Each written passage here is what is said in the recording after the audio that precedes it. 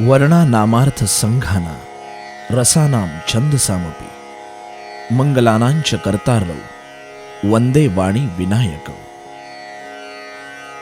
जीवन के हर प्रश्न का उत्तर रामचरित मानस की चौपाइयों में है, असं प्राध्यापक रामचंद्र उपाध्यायांचे आरआरना नेहमी सांगणं असायचं। घरामध्ये रामचरित मानस नुसतं वाचलं जायचं नाही, तर त्याचं पालनही केलं जायचं। नीतिमत्ता हेच खरं धन, हे उच्च संस्कार त्यांना फक्त शिकवले गेले नाहीत, तर त्यांच्या हाडामासातही ते रुजले जातील हे पाहिलं गेलं। संस्कारपूर्ण माता पिता के उच्च अभिरुचि ने डॉक्टर आर उपाध्याय जी को रामचरित मानस अधिक गंभीरता से पढ़ने के लिए प्रेरित किया। विज्ञान की परंपरा और प्रक्रिया से निरंतर जुड़े होने के कारण वे रामचरित मानस में विज्ञान की संगत ढूंढने लगते थे। इच्छा तिथे मार्ग, जहां चाह वहां राह या उक्तीनुसार डॉक्टर उपाध्यायांनी सतत ध्यास घेऊन रामचरित मानस मधील विज्ञानाचं मूळ शोधलं। शुरू किया हुआ कोई भी काम आखिर तक पूरी तल्लीनता से करना तो कोई आरआरजी से सीखे। जीवन में अच्छा गुरु मिलना भी एक तकदीर की बात होती है। यह सौभाग्य डॉक्टर जी के जीवन में उनके सलाहकार हितचिंतक डॉक्टर श्री नरेश चंद्र जी और डॉक्टर रामजी तिवारी के रूप में उन्हें प्राप्त हुआ। एक शुभचिंतक की भूमिका यही होती है कि वह व्यक्ति के शुभचिंतन को समाज के विकास के लिए प्रेरित करे। तो मुझे एक बात का संकोच ये था कि उपाध्याय जी एमडी डॉक्टर हैं, बहुत व्यस्त रहते हैं, दो अस्पताल चलाते हैं, तो पीएचडी का कार्य वो किस तरह करेंगे। और इसके लिए मैंने उनसे जब बात की तो मैं उपाध्याय जी को पहले से जानता था, उनके पिताजी मेरे मित्र थे और उनकी प्रतिभा से, उनके तमाम अध्ययन से सारी चीज़ें जानता था। तो सवाल ये आया कि किस विषय पर काम करें, और मेरे मन में ये विषय बहुत पहले से था, क्योंकि 450 से अधिक शोध प्रबंध तुलसीदास के रामचरितमानस पर किए जा चुके हैं, और ये था कि वैज्ञानिक दृष्टिकोण पर कोई भी पीएचडी नहीं की गई थी। पीएचडी में एक ऐसा नियम भी है कि जिस पर काम किया गया हो उस पर काम नहीं किया जाता। तो मैंने उपाध्याय जी से कहा कि आप चूँकि विज्ञान के जानकार हैं, उसकी सारी शाखाओं को जानते हैं, आप उसके विद्यार्थी रहे हैं, तो क्या इस विषय पर आप काम करेंगे।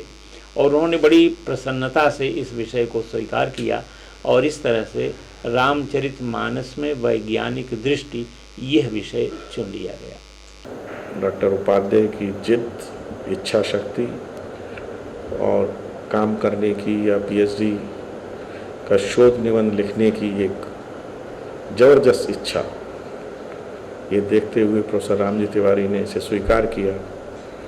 और रात को 10 बजे 11 बजे, मुझे वो भी याद है कि एक दफ़े ऐसे ही जब पीएचडी के बारे में डिस्कशन शुरू हुआ तो हमने उन्हें बोला, आप एक काम ज़रूर करो, daily you should write 1 page, whatever you feel like on your subject. और बोले भाई ऐसे ही एक पेज वो लिखते गए और वो अपने आप में थीसिस बनती गई। मुझे बहुत खुशी है कि डॉक्टर उपाध्याय एमडी कार्डियोलॉजिस्ट और पीएचडी इन हिंदी, इन दोनों का संगम बहुत अच्छा है। मेरा अपना मानना है कि साहित्यिक या थोड़ा सा जो हमारे संस्कार हमें रामायण, गीता या इस तरीके की बुक्स मिलते हैं, उसका डॉक्टरी पेशा में कहीं ना कहीं फ़ायदा ज़रूर होता है, और एक दूसरे को सिनर्जिस्टिक इफ़ेक्ट्स देते हैं। इसी वजह से उनकी प्रैक्टिस भी बहुत बढ़िया चलती है, और हिंदी रामायण के प्रवचन भी ये बहुत बढ़िया करते हैं। Education without character, commerce without morality, politics without principle, science without humanity, it is for the enrichment of society. All the aspects of Ramcharitmanas are based on human development. इस शोध प्रबंध में आर उपाध्याय जी ने मिथक, धर्म, भाषा, और विज्ञान, इन चारों को एक सीधी व्यास रेखा पर लाकर अंतर्बद्ध किया है, जो एक बेहद दुर्लभ कृत्य है।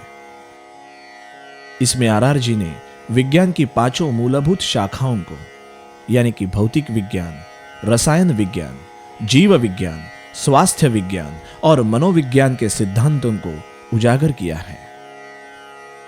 डॉक्टर साहब सत्य साई सेवा संस्थान से बचपन से ही जुड़े हैं। भगवान श्री सत्य साई बाबा द्वारा स्थापित सिद्धांतों को वे व्यक्ति, समाज और देश के विकास के लिए महत्वपूर्ण मानते हैं। There is only one language, the language of heart. हृदयाची भाषा ही जगन्मान्य भाषा आहे, जिथे जाती, धर्म हा कोणताही अडसर येत नाही। Love all, serve all, help ever, hurt never. There is only one caste, the caste of humanity. There is only one religion, the religion of love. There is only one God. डॉक्टरांची ही समाजाविषयीची भावनाच त्यांना अनेक विषय उत्तम प्रकारे हाताळण्यास प्रेरित करते। यही उनकी इच्छा शक्ति को प्रबल बनाकर उन्हें पीएचडी, एलएलबी तथा तबला विशारद जैसी उपाधियां प्रदान भी करती है। डॉक्टर साहब 2 अस्पतालों का अत्यंत कुशलतापूर्वक प्रबंधन करते हैं।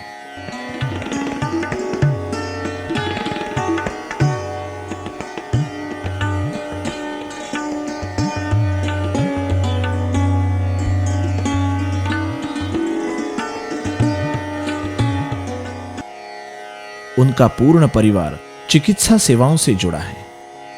चिकित्सा सेवा में पैथोलॉजी, मेडिकल स्टोर और चिकित्सा की हर आवश्यक चीजें उनके पास परिपूर्णता से है।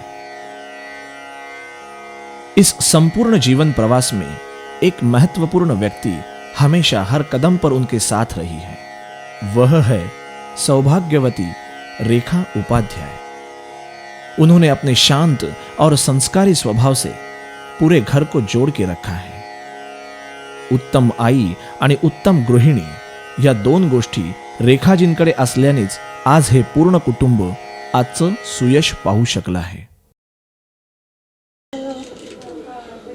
और घर में सबको रामायण पढ़ने का शौक है, और इनको तो भाई उसमें एकदम रम गए, और उसमें रमते हुए भी इन्होंने घर में समय दिया और पढ़ाई की। रामायण मतलब इसमें जो लिखी इन्होंने पुस्तक, ऐसा नहीं कि पुस्तक लिखते समय कि मैं ये नहीं कर सकता हूँ, मतलब अपना प्रोफेशन संभालते हुए और हम लोग को देखते हुए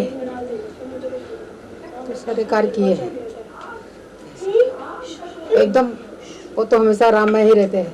उत्तम संस्कार डॉक्टर उपाध्याय जी ने अपने परिवार में विकसित किए हैं। आपके चिरंजीव डॉक्टर नीरज एक कुशल लैप्रोस्कोपिक सर्जन हैं, जिन्होंने फ्रांस और कोरिया में इस क्षेत्र में वरीयता हासिल की है। उनका खुद का अपना अस्पताल है, आरसी हॉस्पिटल। डॉक्टर नीरज को लैप्रोस्कोपिक सर्जरी में फेलोशिप हासिल हुई है। Doctor Neeraj, one of the few in the country to go to Dr. Duluk, a world-renowned laparoscopic GI surgeon.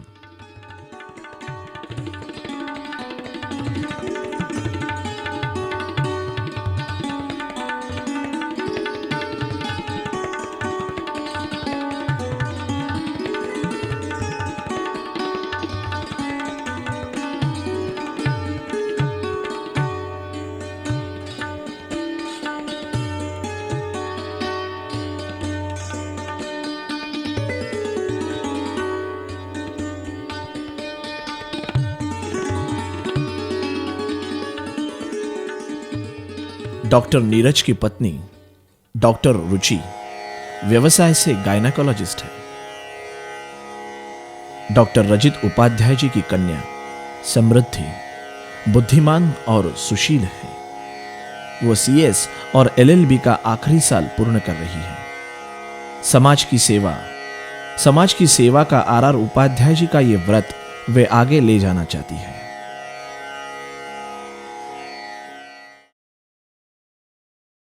Ramcharitmanas का पठन पाठन हमारे यहाँ पहले से ही होता है।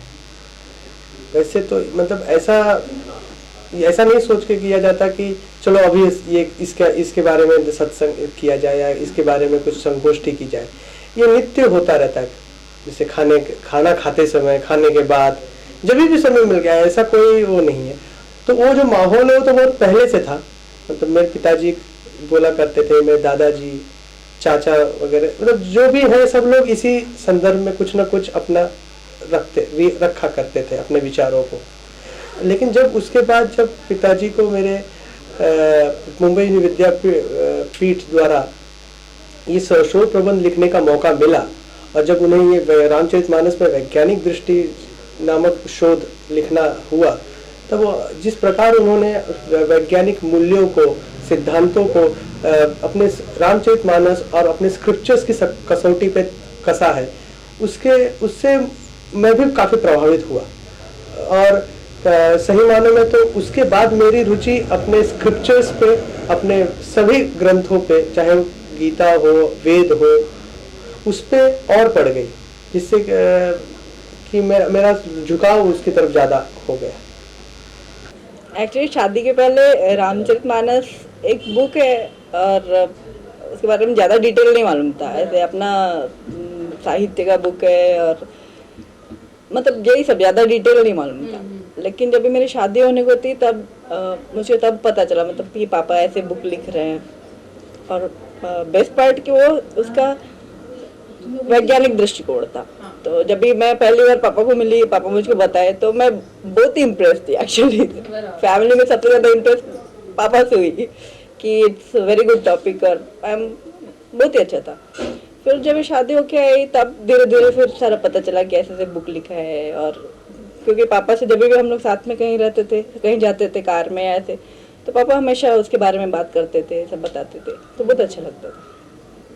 जब से मेरा शादी होके आया तब से मुझको कभी ऐसे रियलाइज ही नहीं हुआ कि father in law, I mean घर पे फादर, यहाँ पे भी फादर, मुझको वैसा ही प्यार, वैसा ही केयर और वैसा ही सब कुछ मिला है। तो फादर इन लॉ के जैसे सोचा ही नहीं। जैसे बचपन से बड़े होने तक पापा थे, ख्याल रखते थे, सब कुछ प्यार मिला, वैसे यहाँ पे भी आकर के उतना ही प्यार, उतना ही संरक्षण, सब कुछ मिला है। मेरे फादर इन लॉ और मेरे हस्बैंड दोनों ही मेडिकल फील्ड में, क्योंकि ऐसे being a woman it's very difficult. तो वो लोग समझते हैं कि क्या क्या प्रॉब्लम आती है, पूरा समझते हैं।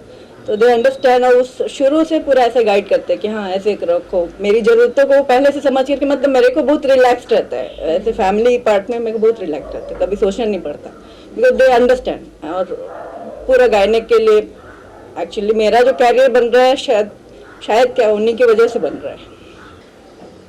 जब उन्होंने बुक लिखना शुरू किया 2000 में, तब तो मैं काफ़ी छोटी थी उसका इम्पोर्टेंस जानने के लिए या फिर वो क्या कर रहे हैं जानने के लिए। बट इतना मुझे याद है कि जब भी वो लिखते थे इतने इंग्रॉस्ड रहते थे, बट तो भी हमारे सारे डाउट्स, कुछ भी हो, मैं कभी उनके पास पढ़ाई लेके जाती थी, कभी कुछ काम, कभी कुछ और, तो लेकिन वो कभी मुझे ये बोल के नहीं हटाते थे कि मैं बुक लिख रहा हूँ या फिर मैं अपना काम कर रहा हूँ, तुम प्लीज़ मुझे डिस्टर्ब मत करो। तो इससे उन्होंने उस दौरान भी हम लोग को कभी किसी भी चीज़ के कारण निगलेक्ट नहीं किया। जस्ट बिकॉज वो बहुत बड़ी चीज़ कर रहे थे, इसके लिए हमारे छोटे छोटे काम उन्होंने निगलेक्ट नहीं किए और हमें हर जगह पे सपोर्ट देते हैं। और वही सपोर्ट लेते लेते जब मैं ऑलमोस्ट मेरा 12th हो चुका था और मेरे डैडी कार्डियोलॉजिस्ट, पापा भैया सर्जन, भाभी गायनेकोलॉजिस्ट, तो एक डिसीजन लेना था कि मुझे मन नहीं था जाने में का मेडिकल फील्ड में। तो जिस तरीके का उन्होंने मुझे सपोर्ट दिया, मैं याद है कि एक आफ्टरनून, एक दिन का ये डिसीजन था कि हाँ चलेगा, तुमको लेना है तुम लो। ऐसे बिल्कुल उन्होंने उसको एक सेकंड थॉट नहीं दिया कि कैसा, हम सब डॉक्टर हैं, आप कैसे करोगे। उन्होंने हमको फुल फ्रीडम दिया हमारे करियर चूज़ करने के लिए। और apart from freedom he has done LLB himself. तो हमको 5 इयर्स, जितना भी मेरा अभी 5th ईयर चल रहा है, अभी तक एवरी ईयर एवरी एग्ज़ाम हम लोग 1.5-2 घंटा बैठते थे। पापा अभी भी मेरे को पढ़ाते रहते हैं लॉ के बारे में। तो एटलीस्ट आई फील लकी कि क्या है, मेडिकल में नहीं है तो ऐसा नहीं है कि हमारा गाइडेंस छूट गया। Lucky being a daughter of such a versatile personality कि उन्होंने लॉ भी किया था और हर तरीके से मुझे उन्होंने गाइड किया है। उन्होंने जो तबला सीखा है, मेरे को ऐसा लगता है मेरे काफ़ी सारे पर्सनालिटी के ट्रेट्स इनसे मिलते हैं। कल्चरल जो हमारा ये है, रुचि है कल्चरल के प्रति, वो इन्हीं से मुझे आई है। इन्होंने विशारद किया है तबला में और इसीलिए वो मुझे भी हमेशा प्रेरित करते रहते हैं कि मैं भरतनाट्यम करूं। अब मैंने स्कूल में किया था, छोड़ दिया, अगेन पापा ने मुझे काफ़ी फोर्स किया कि मैं वापस जाऊं, इसलिए मैं अभी करंटली वापस उनके गाइडेंस से वापस अभी गांधर विद्यालय से वापस सीख रही हूँ भरतनाट्यम। और ऐसे फादर होने के बाद अब और मुझे कुछ भी नहीं चाहिए। मेरी क्वालिफिकेशन 12वीं की थी और इसके बाद हमने MBBS किया, हमने MD किया, हमने PhD किया, हमने LLB किया, हमने तबला सीखा, बहुत कुछ किया। लेकिन जो कुछ भी हुआ, हर चीज़ के लिए एक पारिवारिक सहायता आवश्यक होती है और वह जो चिर संगिनी है उसकी तो बड़ी आवश्यकता होती है। बगैर उसके सपोर्ट को तो जीवन में कुछ आगे बढ़ नहीं सकता। इसी तरह जीवन का असल महत्व समझ के उसके अनुसार पूर्ण जीवन व्रत की तरह जीना, यह अपने आप में एक मिसाल है और यह संस्कार है जो पूर्णता की ओर जाता है। ओम सहना भवतु सहनौ भुनक्तु सह वीर्यं करवावहै तेजस्विना वधितमस्तु मां विद्विषावहै। ओम शांति शांति शांति।